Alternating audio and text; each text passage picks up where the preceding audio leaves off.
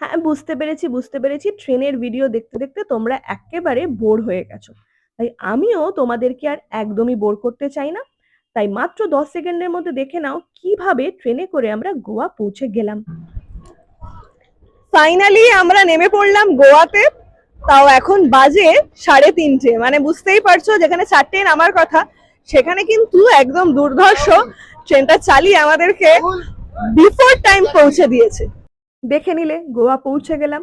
গোয়া পৌঁছে স্টেশন থেকে বেরিয়ে একটা গাড়ির সাথে ভালোভাবে দর কষাকষি করে আমরা উঠে পড়লাম সেই গাড়িতে হোটেলে যাওয়ার উদ্দেশ্যে।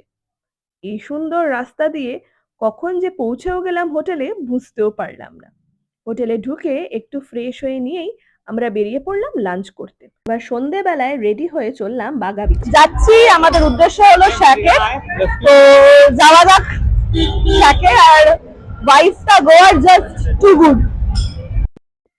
এই মহিলাটি সবাইকেই টাটা করছিল, তাই আমিও তাকে টাটা করে দিলাম। তারপর সোজা চলে গেলাম বিচে। বিচটা এত সুন্দর করে সাজানো গোছানো ছিল যে দেখে জাস্ট প্রেমে পড়ে গেলাম। এইভাবেই কেটে গেল ডে 3টা। তারপর বাড়ি ফিরে একটু কোকা কোলা খেয়ে ঘুমিয়ে পড়লাম পরের দিনের নর্থ গোয়া এক্সপ্লোর করব বলে। টাটা।